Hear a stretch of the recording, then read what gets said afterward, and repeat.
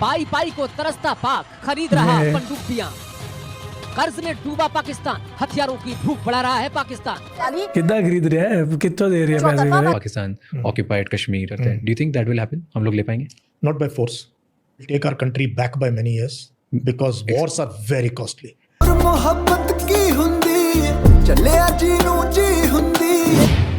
Hey guys, welcome back to the another video and ਅੱਜ ਮੈਂ ਤੁਹਾਡੇ ਸਾਰਿਆਂ ਦੇ ਲਈ ਫਿਰ ਉਹੀ ਚੀਜ਼ ਲੈ ਕੇ ਆ ਗਿਆ ਜਿਹਦੇ ਵਿੱਚ ਆਪਾਂ ਹਮੇਸ਼ਾ ਦੇਖਦੇ ਹਾਂ ਇੰਡੀਅਨ ਮੀਡੀਆ ਦਾ shocking reaction towards the Pakistan and Pakistan ਨਾਲ ਕੋਈ ਵੀ ਜੁੜੀ ਹੋਈ ਖਬਰ ਹੋਵੇ ਤਾਂ ਇੰਡੀਅਨ ਮੀਡੀਆ ਦਾ ਸ਼ੌਕਿੰਗ ਰਿਐਕਸ਼ਨ ਹੁੰਦਾ। ਇੰਡੀਅਨ ਲੋਕਾਂ ਦਾ ਤਾਂ ਚਲੋ ਨਾਰਮਲ ਰਿਐਕਸ਼ਨ ਹੁੰਦਾ, ਪਰ ਇੰਡੀਅਨ ਮੀਡੀਆ ਦਾ ਓਏ ਹੋਏ ਹੋਏ ਹੋਏ ਹੋਏ। ਸੋ ਅੱਜ ਦੀ ਵੀਡੀਓ ਦੇ ਵਿੱਚ ਦੇਖਦੇ ਹਾਂ ਪਾਕਿਸਤਾਨ ਡੇ ਪਰੇਡ 23 ਮਾਰਚ ਨੂੰ ਜਿਹੜੀ ਹੋਈ ਹੈ ਜੀ। ਸੋ ਉਹਦੇ ਵਿੱਚ ਦੇਖਦੇ ਹਾਂ ਕਿ ਉਸ ਤੋਂ ਬਾਅਦ ਇੰਡੀਅਨ ਲੋਕਾਂ ਦਾ ਜਾਂ ਮੀਡੀਆ ਦਾ ਕੀ ਰਿਸਪੌਂਸ ਰਿਹਾ ਉਸ ਡੇ ਪਰੇਡ ਦੇ ਵਿੱਚ।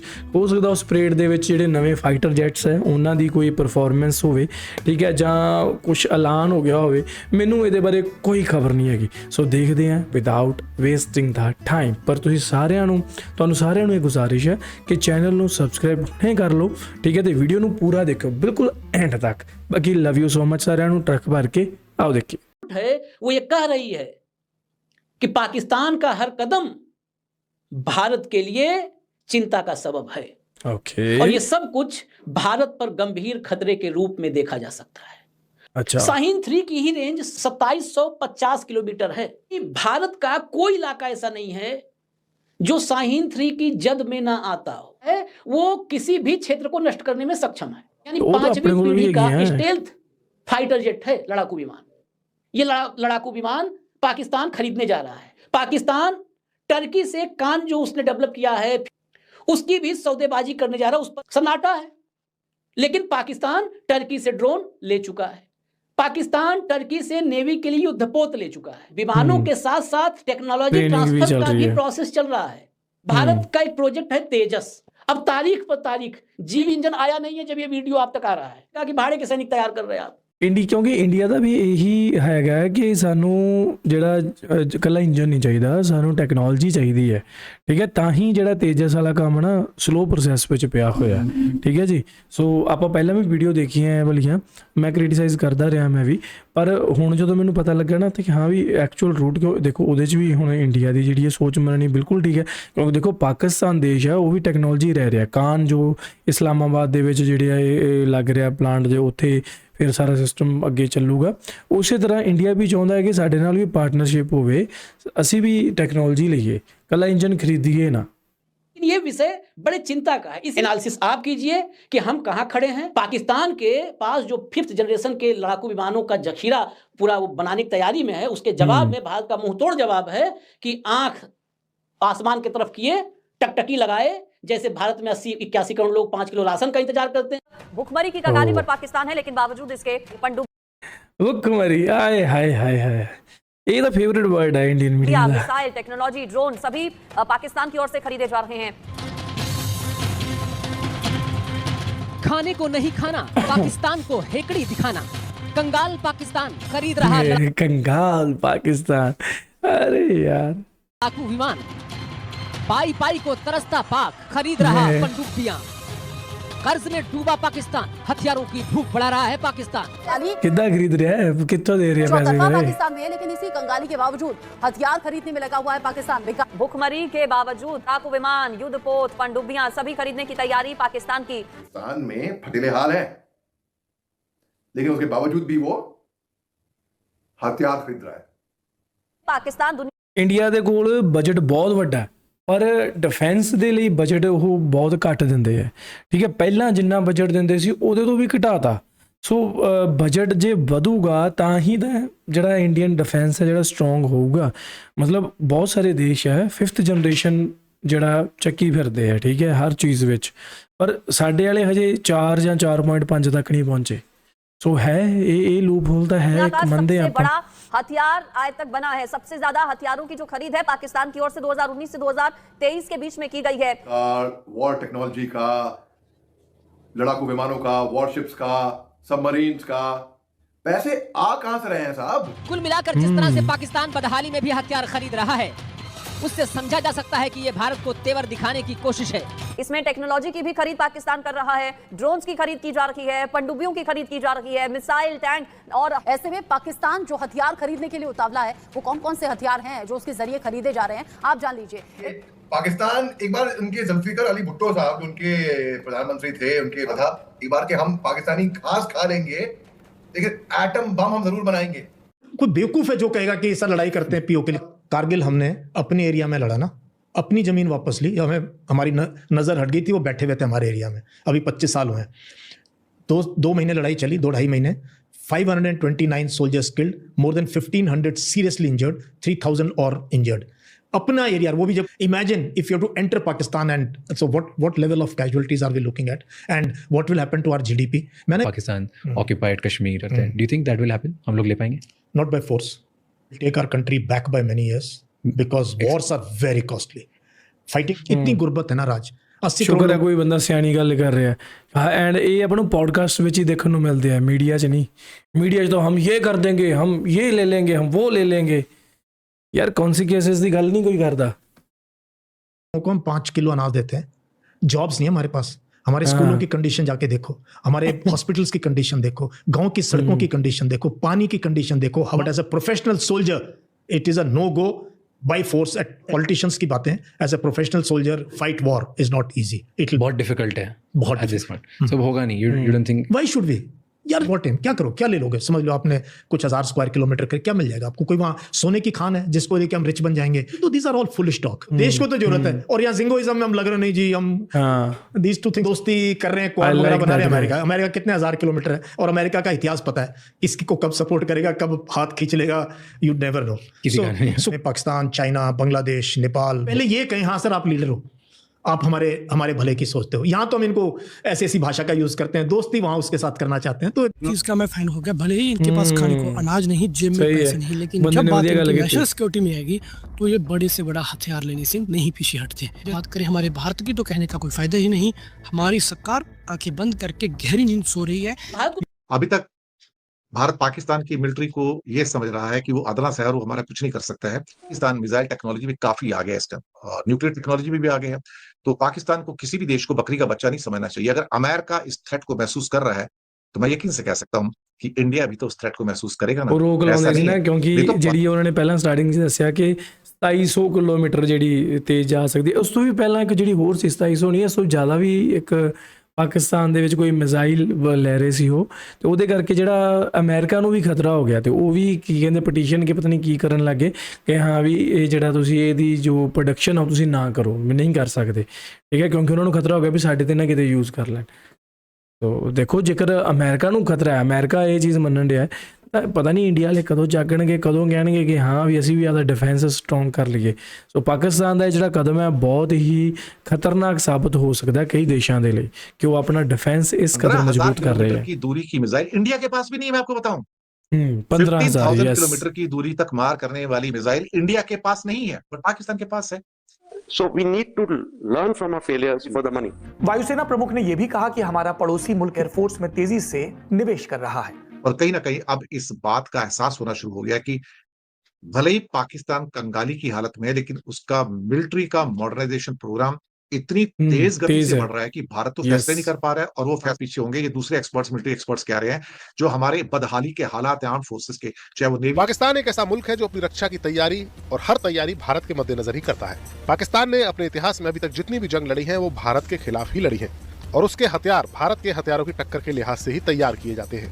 लेकिन अब एक ऐसी खबर आई है जिसने पूरी दुनिया को चौंका दिया है, और खास तौर से अमेरिका को। खबर है कि पाकिस्तान ऐसी मिसाइल बना रहा है जो सीधे अमेरिका तक हमला कर सकती है, यानी पाकिस्तान इतनी लंबी रेंज की मिसाइलें तैयार कर रहा है। इस खबर से अमेरिका के माथे पर पसीना आ गया है। न्यूज जो है ये काफी महत्वपूर्ण है, क्योंकि ये कहा जा रहा है कि अब पाकिस्तान 1-2 वर्ष नहीं बल्कि भारत से 14 वर्ष आगे निकल जाएगा। सोचिए अब 5th जनरेशन फाइटर की रडार में दिखता ही नहीं है, और रडार में नहीं दिखेगा, पटना के ऊपर घूम मारेगा, आपको दिखबे नहीं करेगा, रडार पे नहीं दिखता है। और कितना टेंशन की चीज है यहाँ पे। तो यूं तो पाकिस्तान अक्सर अपने आर्थिक ਇਹ ਗੱਲ ਮੈਨੂੰ ਪਤਾ ਸੀ ਕਿ ਜੋ 5th ਜਨਰੇਸ਼ਨ ਫਾਈਟਰ ਜੈਟਸ ਨੇ, 에ਅਰਕ੍ਰਾਫਟਸ ਨੇ, ਉਹ ਰਡਾਰ ਵਿੱਚ ਨਹੀਂ ਆਉਣਗੇ। ਸੋ ਉਹਦੇ ਲਈ ਰਡਾਰ ਵੀ ਜ਼ਬਰਦਸਤ ਚਾਹੀਦੇ ਹੋਣਗੇ, ਮਤਲਬ 5th ਜਨਰੇਸ਼ਨ ਜਾਂ ਉਸ ਤੋਂ ਅਪਰ ਜਿਹੜੀ ਜਨਰੇਸ਼ਨ ਦੇ ਹੋਣਗੇ। बातों को लेके बहुत ज्यादा बेग करता रहता है, परेशानी में रहता है, लेकिन दोस्तों हथियार इकट्ठा करने में पाकिस्तान कभी भी पीछे नहीं रहता है। पाकिस्तान ने फैसला करा है कि J-31 जो एक स्टेल्थ एयरक्राफ्ट है, 5th जनरेशन एयरक्राफ्ट है, चाइनीज एयरक्राफ्ट है, वो पाकिस्तान खरीदेगा। नहीं है, गरीबी, कंगाली और भूखमरी के बावजूद पाकिस्तान बम है। देखो यार, जो मर्जी कह लो, पाकिस्तान ਨੂੰ ਚਾਈਨਾ ਦੀ ਸਪੋਰਟ ਹੈ ਤੇ ਚਾਈਨਾ ਟੈਕਨੋਲੋਜੀ ਦੇ ਵਿੱਚ ਕਹਿ ਸਕਦੇ ਆ ਕਿ ਸਭ ਦਾ ਬਾਪ ਹੈ।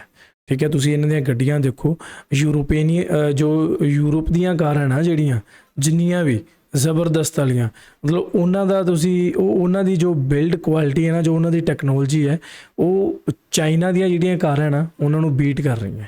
ਠੀਕ ਹੈ, ਐਂਡ ਉਹ ਵੀ ਘੱਟ ਕੋਸਟ ਦੇ ਵਿੱਚ ਤੁਹਾਨੂੰ ਉਹ ਉਸ ਤੋਂ ਵੀ ਕਈ ਬੈਟਰ ਟੈਕਨੋਲੋਜੀ ਜਿਹੜੀ ਚਾਈਨੀਜ਼ ਕਾਰਾਂ ਦੇ ਵਿੱਚ ਅੱਜ ਕੱਲ੍ਹ ਦੇਖਣ ਨੂੰ ਮਿਲ ਰਹੀ ਹੈ। ਸੋ ਚਾਈਨਾ ਟੈਕਨੋਲੋਜੀ ਦੇ ਵਿੱਚ ਬਹੁਤ ਅੱਗੇ ਹੈ। खबरों के मुताबिक पाकिस्तान जिस तेजी से एटम बम बना रहा है, उसे देखते हुए वो जल्द ही दुनिया के उन 5 शक्तिशाली देशों में शामिल हो जाएगा जिनके पास सबसे ज्यादा परमाणु बम है। अमेरिकी agency federation of American science, उसका कहना है कि पश्चिमी देश ही नहीं बल्कि पूरे एशिया में पाकिस्तान खतरनाक परमाणु हथियारों का सबसे बड़ा जखीरा इकट्ठा कर रहा है।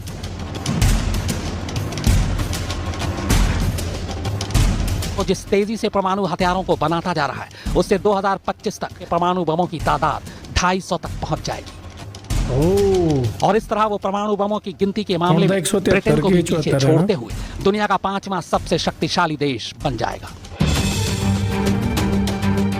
मौजूदा वक्त में पाकिस्तान अब तक के सबसे बड़े राजनीतिक और आर्थिक संकट का सामना कर रहा है, लेकिन इस बीच पाकिस्तान को लेकर एक ऐसी रिपोर्ट सामने आई है जिसने बड़े बड़े देशों के होश उड़ा दिए हैं। दुनिया के ताकतवर मुल्कों के परमाणु हथियारों पर नजर रखने वाली संस्था the Stockholm International Peace Research Institute यानी सिप्री ने अपनी सालाना रिपोर्ट में कहा है कि पाकिस्तान ने पिछले एक साल में यानी कि साल 2022 से 2023 के बीच भारत से ज्यादा परमाणु हथियार अपने जखीरे में जमा कर लिया है।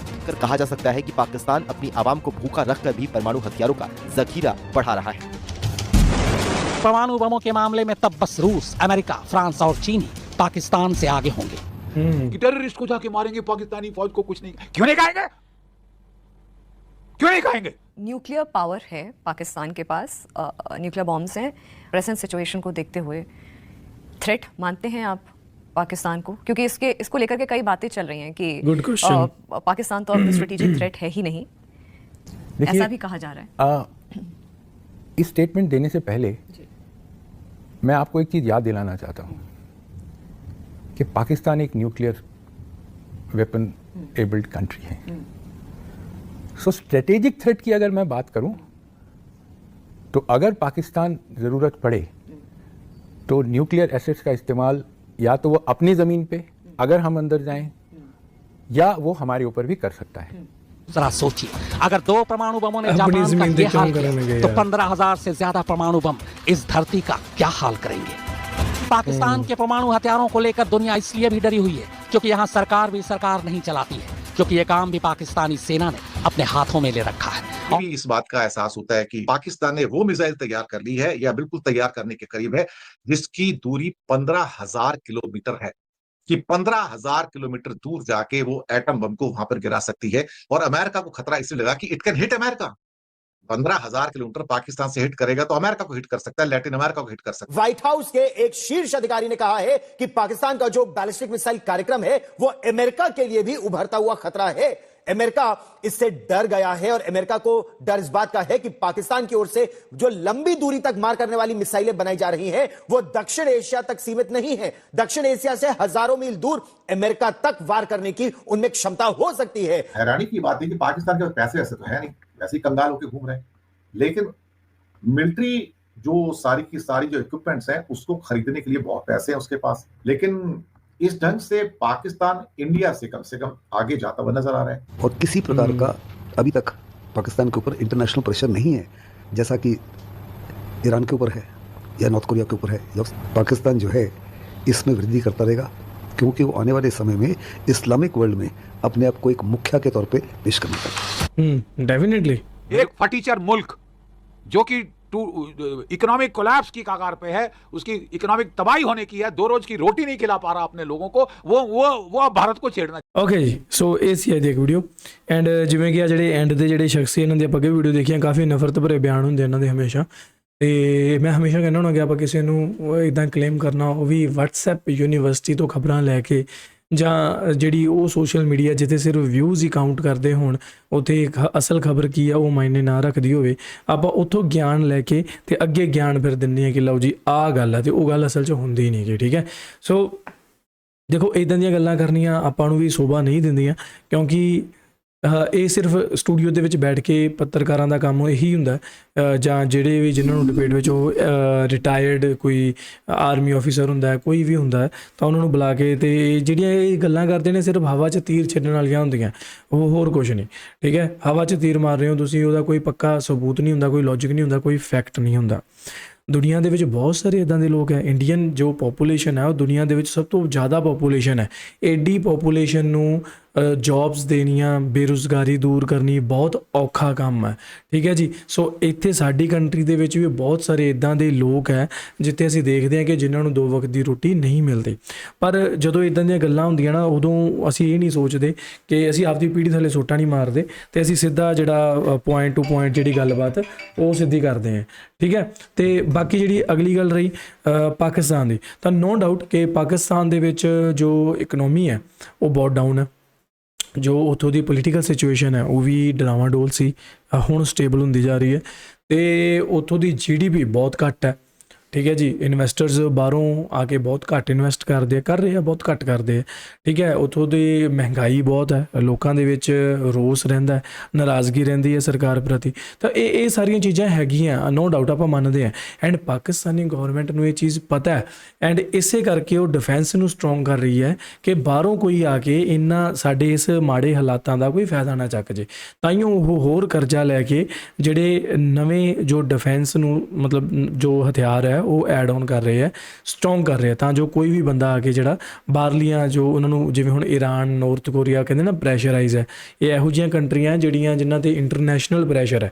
ਸੋ ਉਸੇ ਤਰ੍ਹਾਂ ਪਾਕਿਸਤਾਨ ਦਾ ਵੀ ਨਾ ਬਣ ਜੇ, ਪਹਿਲਾ ਪੁਆਇੰਟ। ਦੂਜਾ ਪੁਆਇੰਟ ਬਿਲਕੁਲ ਸਹੀ ਹੈ ਕਿ ਇਸਲਾਮਿਕ ਕੰਟਰੀਜ਼ ਦੇ ਵਿੱਚ ਪਾਕਿਸਤਾਨ ਹੀ ਇੱਕ ਇਹੋ ਜਿਹਾ ਦੇਸ਼ ਹੈ ਜਿਹਦੇ ਕੋਲ ਨਿਊਕਲੀਅਰ ਹੈ, ਜਿਸ ਤੱਕ ਮੈਨੂੰ ਪਤਾ। ਠੀਕ ਹੈ, ਅਤੇ ਪਾਕਿਸਤਾਨ ਸਾਰਿਆਂ ਇਸਲਾਮਿਕ ਕੰਟਰੀਜ਼ ਦਾ ਇੱਕ ਮੁਖੀਆ ਬਣਨਾ ਚਾਹੁੰਦਾ, ਨੋ ਡਾਊਟ। ਠੀਕ ਹੈ, ਇੱਕ ਦੂਜਾ ਪੁਆਇੰਟ ਇਹ ਹੋ ਗਿਆ। ਤੀਜਾ ਪੁਆਇੰਟ ਆਪਾਂ ਕਹਿ ਸਕਦੇ ਹਾਂ ਕਿ ਹਾਂ ਇੰਡੀਆ ਨੂੰ ਵੀ ਅਸੀਂ ਦਿਖਾਉਣਾ ਕਿ ਵੀ ਸਾਡੇ ਕੋਲ ਇਹ ਹੈ। ਦੇਖੋ ਜਿਵੇਂ ਉਹ ਪੋਡਕਾਸਟ ਦੇ ਵਿੱਚ ਬੰਦੇ ਨੇ ਗੱਲ ਬਹੁਤ ਸੋਹਣੀ ਕਹੀ ਕਿ ਜਿਹੜੀ ਜੰਗ ਲੜਨਾ ਹੁੰਦਾ ਨਾ, ਇੱਕ ਪ੍ਰੈਕਟੀਕਲੀ ਤੁਸੀਂ ਉੱਥੇ ਬੈਠੇ ਹੋ, ਇੱਕ ਸੋਲਜਰ ਨੂੰ ਪੁੱਛ ਕੇ ਦੇਖੋ ਕਿ ਇਹ ਜੰਗਾਂ ਲੜਨੀਆਂ ਕੋਈ ਸੌਖੀ ਗੱਲ ਨਹੀਂ ਗੀ। ਠੀਕ ਹੈ, ਬਾਕੀ ਬਿਲਕੁਲ ਸਹੀ ਗੱਲ ਹੈ ਕਿ ਕੀ ਕਰ ਲਾਂਗੇ ਅਸੀਂ, ਮਤਲਬ ਕਿਉਂ ਲੈਣਾ, ਤੁਹਾਡੇ ਕੋਲ ਆਲਰੇਡੀ ਬਹੁਤ ਜਗ੍ਹਾ ਯਾਰ, ਕਰ ਲਓ ਇੱਥੇ ਜੋ ਕਰਨਾ ਹੈ ਨਾ। ਵੀ ਉੱਥੇ ਕਿਹੜਾ ਸੋਨੇ ਦੀਆਂ ਖਜ਼ਾਨਾ ਵੀ ਜਿਹੜਾ ਤੁਸੀਂ ਉਹ ਲੈਣਾ ਹੀ ਲੈਣਾ। ਗੱਲ ਬਿਲਕੁਲ ਸਹੀ ਕਹੀ ਉਹਨਾਂ ਨੇ। ਅਤੇ ਇਹ ਸੇਮ ਐਜ਼ ਜਿਹੜਾ ਉਹ ਪਾਕਿਸਤਾਨੀਆਂ ਦੇ ਵੀ ਢੁਕਦਾ ਵੀ ਜਿਹੜੇ ਕਹਿੰਦੇ ਵੀ ਅਸੀਂ ਕਸ਼ਮੀਰ ਦਾ ਇਸ਼ੂ ਹੈ, ਠੀਕ ਹੈ ਕਸ਼ਮੀਰ ਦਾ ਇਸ਼ੂ ਹੈ, ਪਰ ਅੱਜ ਕੱਲ੍ਹ ਆਪਣੇ ਦੋਨਾਂ ਦੇਸ਼ਾਂ ਦੀ ਸਿਚੁਏਸ਼ਨ ਇੱਦਾਂ ਦੀ ਹੈ ਕਿ ਤੁਸੀਂ ਵਾਰ ਅਫੋਰਡ ਨਹੀਂ ਕਰ ਸਕਦੇ, ਜੰਗ ਤੁਸੀਂ ਨਹੀਂ ਲੜ ਸਕਦੇ। ਵਾਰ ਕੋਸਟਲੀ ਬਹੁਤ ਪੈਂਦੀ ਹੈ, ਤੁਹਾਨੂੰ ਪਤਾ ਕਿੰਨੀ ਕੋਸਟਲੀ ਪੈਂਦੀ ਹੈ ਵਾਰ, ਬਹੁਤ ਕੋਸਟਲੀ ਪੈਂਦੀ ਹੈ ਭਾਈ ਸਾਹਿਬ। ਇਹ ਜੇਕਰ ਤੁਸੀਂ ਇਹਨਾਂ ਨੂੰ ਡੀਪ ਐਨਾਲਾਈਜ਼ ਕਰੋਗੇ ਨਾ, ਇਹਨਾਂ ਦੇ ਕੌਨਸੀਕਿਊਂਸਿਸ 'ਤੇ ਡਿਸਕਸ਼ਨ ਕਰੋਗੇ, ਤੁਹਾਨੂੰ ਪਤਾ ਲੱਗੂਗਾ ਕਿ ਕਿੰਨੀ ਮਹਿੰਗੀ ਪੈਂਦੀ ਹੈ ਇੱਕ ਜੰਗ ਕਿਸੇ ਦੇਸ਼ ਦੇ ਲਈ, ਕਿੰਨਾ ਨੁਕਸਾਨ ਹੁੰਦਾ। ਠੀਕ ਹੈ, ਰਸ਼ੀਆ ਨੂੰ ਪੁੱਛ ਕੇ ਦੇਖੋਗਾ ਕਿ ਕੀ ਹੋਣ ਡਿਆ, ਹਰ ਚੀਜ਼ ਪਿੱਛੋਂ ਬਾਈਕਾਟ ਆ ਉਹਦਾ, ਐਂਟਰਟੇਨਮੈਂਟ ਫੀਲਡ ਦੇ ਵਿੱਚ ਹੋ ਗਿਆ, ਇੰਪੋਰਟ ਐਕਸਪੋਰਟ ਦੇ ਵਿੱਚ ਹੋ ਗਿਆ, ਹੋਰ ਪਤਾ ਨਹੀਂ ਕਿੱਥੇ ਉਹਨਾਂ ਦੀ GDP ਕਿੱਧਰ ਨੂੰ ਗਈ। ਸੋ ਇਹ ਨਹੀਂ ਕਿ ਤੁਹਾਡੇ ਕੋਲ ਬਹੁਤ ਸਾਰੇ ਨਿਊਕਲੀਅਰ ਪਾਵਰ ਹੈ, ਪਾਵਰਡ ਹਥਿਆਰ ਹੈ ਅਤੇ ਤੁਸੀਂ ਬਹੁਤ ਸਟਰੋਂਗ ਹੋ ਅਤੇ ਤੁਸੀਂ ਯੂਜ਼ ਕਰੋਗੇ ਤੁਹਾਡੇ 'ਤੇ ਅਸਰ ਨਹੀਂ ਹੋਣਾ। ਇਹ ਨਹੀਂ ਹੁੰਦਾ। ਜੰਗ ਮਾੜੀ ਹੈ, ਚਾਹੇ ਤੁਸੀਂ ਜਿੱਤੋ ਚਾਹੇ ਤੁਸੀਂ ਹਾਰੋ, ਜੰਗ ਹੈ ਹੀ ਮਾੜੀ। ਠੀਕ ਹੈ, ਸੋ ਇੱਥੋਂ ਤੱਕ ਤਾਂ ਪਹੁੰਚੋ ਹੀ ਨਾ। ਅੱਜ ਕੱਲ੍ਹ ਟੇਬਲ ਟਾਕ ਕਰਕੇ ਮਸਲੇ ਹੱਲ ਹੁੰਦੇ ਆ ਤਾਂ ਕਰ ਲਓ, ਨਹੀਂ ਤਾਂ ਬਸ ਚੁੱਪਚਾਪ ਬੈਠੇ ਰਹੋ, ਸਿੱਧੀ ਜਿਹੀ ਗੱਲ। ਸੋ ਇਹ ਤਾਂ ਗੱਲ ਹੈ ਜੀ, ਮੇਰੀ ਓਪੀਨੀਅਨ ਹੈ। ਬਾਕੀ ਤੁਹਾਡੀ ਕੀ ਓਪੀਨੀਅਨ ਮੈਨੂੰ ਥੱਲੇ ਕਮੈਂਟ ਕਰਕੇ ਦੱਸੋ। ਮਿਲਦੇ ਆ next video, till then make sure you hit that subscribe.